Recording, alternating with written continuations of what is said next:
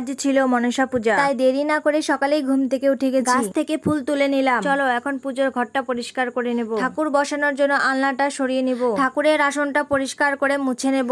এঠো বাসনগুলো এক জায়গায় গুছিয়ে নিলাম। এবার চলে যাব এগুলোকে ধুতে। ধোয়া হয়ে গেলে জল ঝরিয়ে নেব। মাটির সরাগুলো জল দিয়ে ধুয়ে নিলাম। এগুলোকেও শুকিয়ে নেব। ফলগুলো জলে দিয়ে পরিষ্কার করে নিচ্ছি। এই দেখো, এটা আমি স্নান করে শাড়ি পরে রেডি। এক ফাঁকে আমি ঘরের পূজা দিয়ে নিলাম। এরপর মা মনসার আসন পেতে ঠাকুর বসিয়ে নেব। এই দেখো, ঠাকুর বসানো হয়ে গেল। সরাই দুধ কলা দিয়ে মাটির টুপাতে খই মিষ্টি দিয়ে সাজিয়ে দিব। জলঘট বসানো, আতপ চালের ভোগ সাজানো, ফল প্রসাদ বানানো সবকিছু কমপ্লিট করে নিলাম। ঠাকুর মশাইও চলে এসেছে। দেখো, পুজো শুরু করে দিল। সত্যি কথা বলতে কি জানো, এই ঠাকুর মশাইয়ের পুজো আমার একটুকু পছন্দ হয়নি। আমি এতদিন জানতাম মনসা পূজায় ধূপ ব্যবহার করা যায় না, কিন্তু এই ঠাকুর বলেছে যায়। ভিডিওটা কেমন লাগলো অবশ্যই জানাবেন।